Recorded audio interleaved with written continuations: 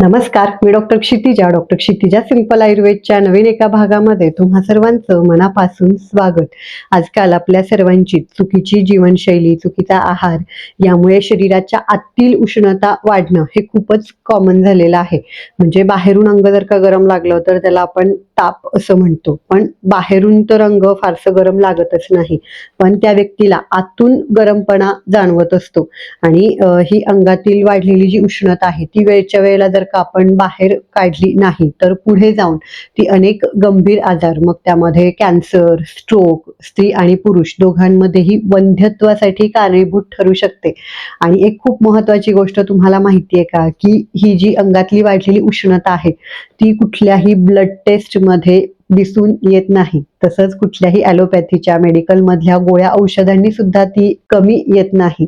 त्यामुळे आजच्या या भागामध्ये शरीराच्या आतील उष्णता वाढलेली आहे, ओळखायचं कसं? अगदी सुरुवातीपासून त्याची काय काय लक्षणं दिसतात, तसंच ती कशामुळे नेमकी वाढते, त्याची कारणं काय आहेत, कारणं समजून घेऊन ती दूर केल्याशिवाय कुठलाही आजार हा मुळापासून बरा होत नसतो, हे कायम लक्षात घ्या. तसंच व्हिडिओच्या शेवटी ही उष्णता अगदी त्वरित बाहेर काढण्यासाठी करायला अत्यंत साधे सोपे तरीही रामबाण असतील असे 3 घरगुती उपाय सुद्धा मी करून दाखवणार आहे.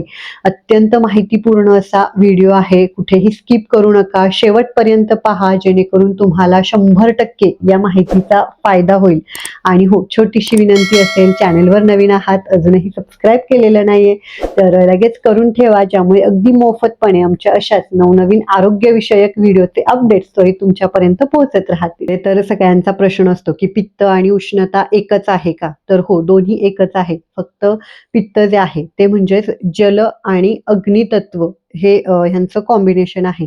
तर कडक उन्हाळा असेल किंवा शरीरातलं पाणी जर का तुमच्या कमी झालं तर जलतत्व, द्रवांश जो आहे तो कमी होतो आणि मग अग्नितत्व म्हणजेच उष्णता जी आहे ती वाढते. आधी पोटातली वाढते आणि मग ती पूर्ण शरीरभर पसरते. आता ह्याची लक्षणं काय काय दिसतात? तर 5 प्रमुख लक्षणं. सगळ्यात पहिलं तर महत्वाचं म्हणजे की शरीराच्या कुठल्याही भागामध्ये जळजळ, आगाग होणं, मग ती छातीमध्ये, डोळे, तळहात, तळपाय, लघवी, शौचाच्या ठिकाणी जळजळ, त्यालाच आपण फिशर किंवा मूळव्याध असं सुद्धा म्हणतो. दुसरं महत्वाचं म्हणजे की रक्तातील उष्णता वाढल्यामुळे रक्त हे प्रमाणापेक्षा जास्त पातळ होतं आणि मग शरीराच्या कुठल्याही भागामधून रक्तस्राव व्हायला लागतो. म्हणजे घना फुटणं ज्याला म्हणतो आपण, उन्हाळ्यामध्ये बऱ्याचदा हे होतं. हिरड्यांमधून रक्त येणं किंवा रक्ती मूळव्याध, शौचाच्या ठिकाणातून रक्त पडणं, स्त्रियांमध्ये मासिक पाळीच्या वेळेला जास्त प्रमाणात किंवा जास्त दिवस जर का ब्लिडिंग होत असेल तर ते सुद्धा उष्णता वाढण्याचं एक लक्षण असू शकतं. तिसरं महत्वाचं म्हणजे की शरीरातला जो कोरडेपणा आहे तो वाढतो. म्हणजे बघा ना, तुम्ही जमिनीला जसं पाणी कमी झालं, उन्हाळा वगैरे असेल तर त्यावेळेला भेगा पडतात. तसंच आपल्या शरीरातला सुद्धा द्रवांश कमी झाला की आपल्या त्वचेला, टाच, ओठ यांना सुद्धा भेगा, चिरा पडतात. त्यातून रक्तस्राव सुद्धा व्हायला लागतो. महत्वाचं लक्षण म्हणजेच त्वचा अचानक काळवंटे, निस्तेज दिसायला लागते. त्यावर जळाल्यासारखे, वांगाचे वगैरे डाग जे आहेत ते दिसू लागतात. उष्णता ही या डागांसारखी कशी कारणीभूत ठरते? एक साधं सोपं उदाहरण समजण्यासाठी मी सांगते की त्वचा म्हणजे आपल्या शरीरावर झाकलेली जाड अशी पिशवी आहे आणि उष्णता हे त्याच्या आतमध्ये ठेवलेले निखारे आहेत. जेव्हा हे निखारे भडकतील, उष्णता वाढेल आतमधली, तेव्हा काय होणार आहे की जिथे पिशवीचा लेयर हा पातळ आहे किंवा त्वचेचा लेयर हा नाजूक आहे, जो की बऱ्याचदा चेहऱ्यावर असतो, तर तिथे बाहेरून असे जळाल्यासारखे, करपल्यासारखे जे वांगाचे डाग आहेत, त्यालाच मेलाझ्मा, पिगमेंटेशन असं म्हणतो आपण, ते दिसतात. किंवा डार्क सर्कल्स, डोळ्याच्या खाली काही वर्तुळ येतात, कितीही क्रीम लावून सुद्धा ती जात नाहीत.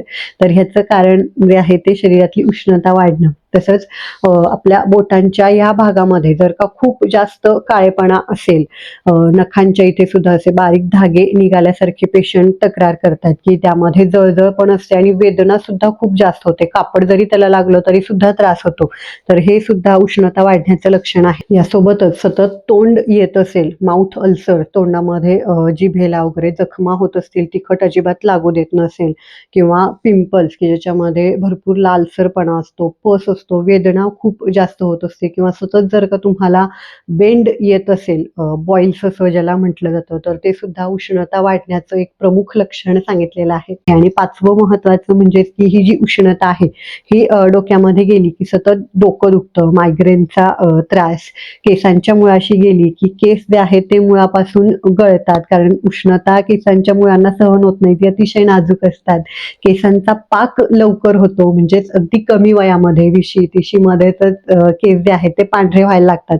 बरेच पेशंट आमच्याकडे येतात की हे केस जे आहेत ते काळे करण्यासाठी डाय वगैरे सांगा, पण बाहेरून कितीही तुम्ही डाय लावलात आणि विशेषतः जर का तो केमिकल युक्त डाय वापरत असाल तर त्याच्याने उष्णता अजून जास्त वाढणार आहे. त्यामुळे बाहेरून ह्या केसांसाठी काहीही लावण्या अगोदर शरीरातली ही जी वाढलेली उष्णता आहे जे की ह्या पांढऱ्या केसांचं मूळ कारण आहे ते आधी दूर करणं खूप गरजेचं ठरतं. आता ही उष्णता नेमकी वाढते कशामुळे, कारण काय काय आहेत, नीट लक्ष देऊन ऐका, व्यवस्थितपणे समजून घ्या, म्हणजे मग तुम्ही ते व्यवस्थितरित्या पाळाल.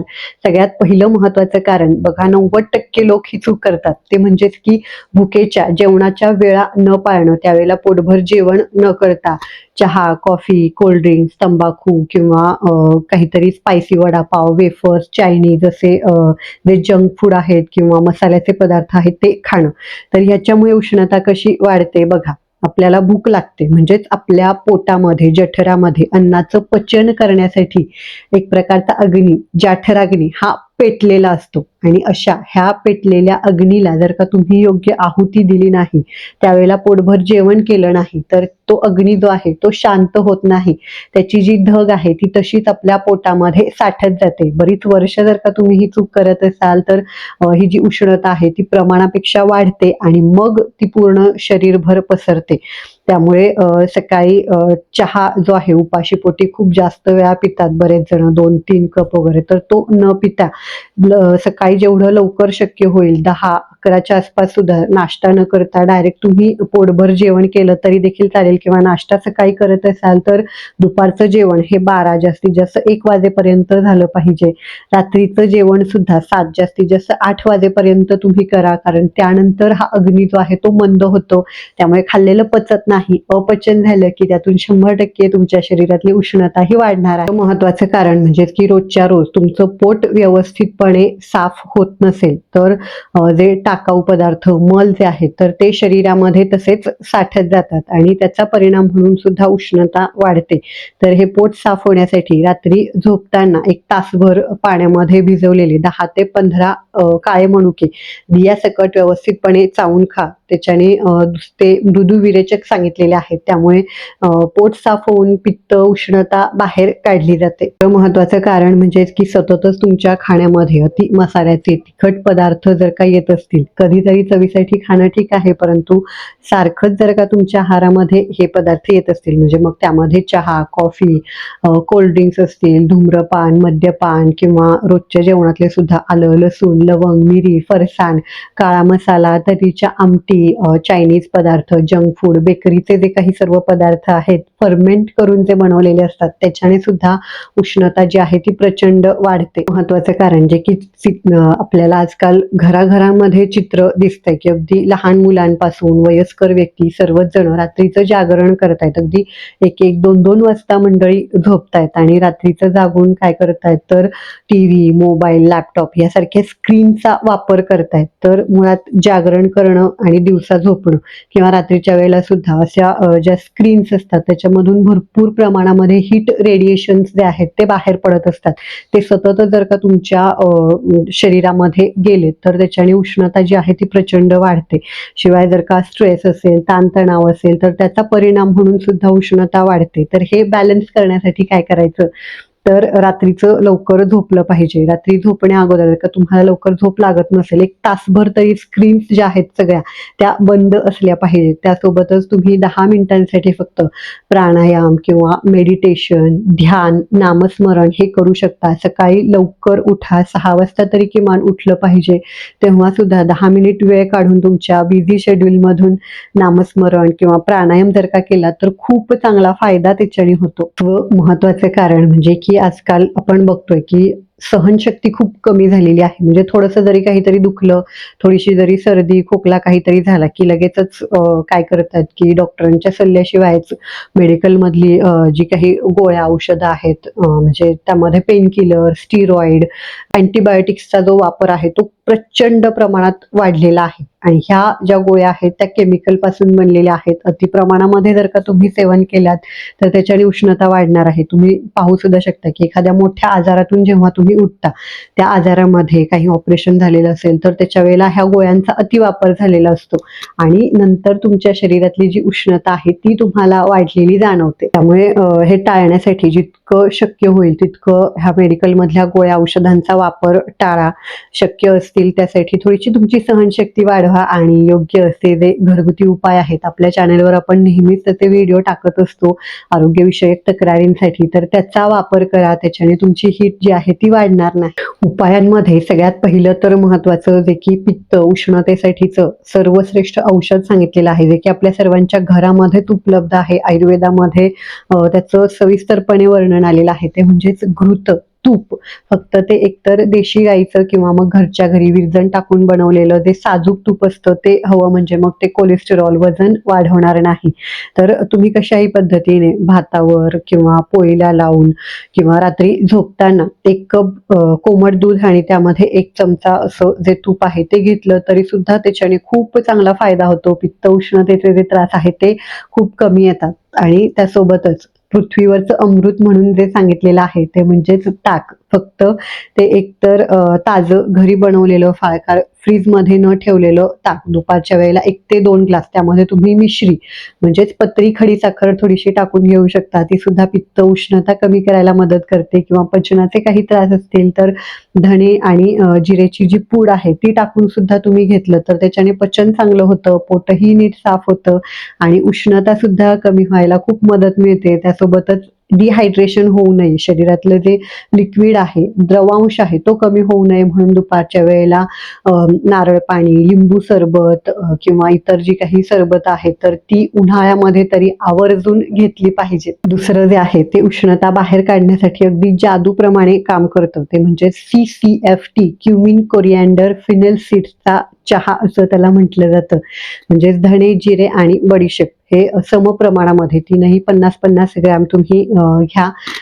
कच्चेच ते ठेचून त्याचं थोडंसं जाडसर भरड चूर्ण आपण ज्याला म्हणतो तर ते बनवून एका बरणीमध्ये ठेवा आणि 2 पद्धतीने तुम्ही हे सेवन करू शकता. एकतर सगळ्यात पहिली पद्धत म्हणजे की साधारण 3 लिटर पाणी, त्याला चांगली उकळी आणा, गॅस बंद करा, त्यामध्ये 3 चमचे ह्या जे चूर्ण आहे ते टाका. त्यामध्ये तुम्ही चवीसाठी तसंच उष्णता कमी करण्यासाठी सुद्धा उपयोगी पडेल अशी मिश्री, पत्री खडी साखर जी असते तर ती सुद्धा टाका. पाणी छान ढवळून नॉर्मल टेम्परेचरला आलं की किमान सलग 3 ते 5 दिवस, दिवसभर पूर्ण तुम्हाला जेव्हा कधी तहान लागेल तेव्हा याच पाण्याचं सेवन हे करायचं आहे.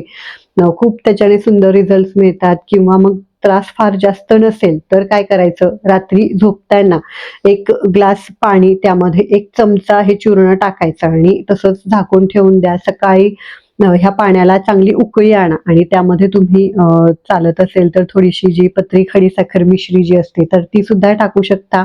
सकाळी उपाशी पोटी हे जे पाणी आहे ते गाळून सेवन करायचं आहे. फक्त हे पाणी प्यायल्यानंतर पुढे अर्धा 1 तास तरी दुसरं काहीही खाऊ पिऊ नका. चहा, कॉफीचं सेवन तर अजिबात करू नका. सलग 7 ते 10 दिवस किमान हा उपाय करा. त्याच्याने सुद्धा खूप सुंदर रिझल्ट्स मिळतात. तुमच्या ज्या काही तक्रारी आहेत, अगदी म्हणजे वारंवार अबॉर्शन्स होत असतील उष्णतेमुळे तर त्या पेशंट्समध्ये सुद्धा ह्या पाण्याने खूप चांगले रिझल्ट्स मिळालेले आहेत. आणि तिसरा शेवटचा पण अति महत्वाचा उपाय, ज्याच्याने की अर्ध्या 1 मिनिटामध्ये अगदी तुमच्या डोळ्यांना दिसेल उष्णता बाहेर कशी पडते ते. कुठलाही नवीन उपाय नाही, अगदी पारंपरिक उपाय आहे. आपल्या आयुर्वेद शास्त्राच्या दिनचर्येमध्ये जे हेल्दी रुटीन सांगितलेलं आहे त्यामध्ये तर रोज नित्य नियमाने सर्वांनी करावा असं सांगितलेलं आहे. तो म्हणजेच पादाभ्यंग, फूट मसाज. करायचं काय आहे त्यासाठी, दररोज रात्री झोपताना किमान 15 दिवस तरी सलग तुम्ही हा उपाय नक्कीच करा. 10 मिनिट वेळ काढून आवर्जून हा उपाय करायचा आहे. पाय स्वच्छ धुवून घ्या. दोन्ही जे तळपाय आहेत तर तळव्याला एकतर शुद्ध खोबरेल तेल किंवा मग साजूक तूप जे आहे ते लावा आणि काश्याची वाटी शुद्ध ब्रॉन्झ मेटलची जी असते चांगल्या दुकानातून घ्या किंवा ऑनलाईन सुद्धा तुम्हाला मिळून जाईल. सर्व सामानाचं जे काही लिंक आहे ती मी व्हिडिओच्या खाली दिलेली आहे, तिथून पण तुम्ही सामान जे आहे ते ऑर्डर करू शकता. तर ही जी वाटी आहे तर ती तळव्यांना घासायची आहे अशा पद्धतीने. अगदी तुम्ही पाहू शकता अर्ध्या ते 1 मिनिटामध्येच पायाला काळसर रंग येतो. हा रंग म्हणजेच आपल्या शरीरातली उष्णता, ऍसिड जे आहे ते आणि त्या मेटलची रिॲक्शन असते त्याच्यामुळे पाय काळसर होतात.